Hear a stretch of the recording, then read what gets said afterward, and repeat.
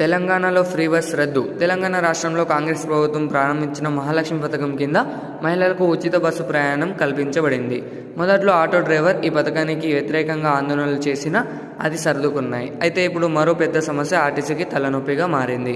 మహిళలకు ఉచిత ప్రయాణం ఉండడంతో బస్సుల్లో ఎక్కువగా మహిళలు కనిపిస్తున్నారు. చట్ట ప్రకారం మహిళలు పురుషులకు మాత్రమే ఉన్న సీట్లలో కూర్చోవచ్చు. దీనివల్ల పురుషులు బస్సుల్లో ప్రయాణించడం తగ్గిపోయింది. హైదరాబాద్లో మగవారు మెట్రో రైళ్లు లేదా సొంత వాహనాలు ఉపయోగిస్తున్నారు. పురుషుల సంఖ్య తగ్గడం వల్ల ఆర్టీసీకి వచ్చే రెవెన్యూ కూడా తగ్గుతుంది.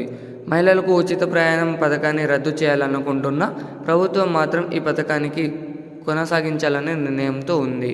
పురుషులను బస్సుల్లోకి ఆకర్షించడానికి ఆర్టీసీ మరో ప్రత్యేక చర్యలు తీసుకోవాల్సి ఉంటుంది. ఫ్రెండ్స్, ఫ్రీ బస్పై మీరేమనుకుంటున్నారో కామెంట్ చేయండి. మరింత సమాచారం కోసం మా ఛానల్ను సబ్స్క్రైబ్ చేసుకోండి.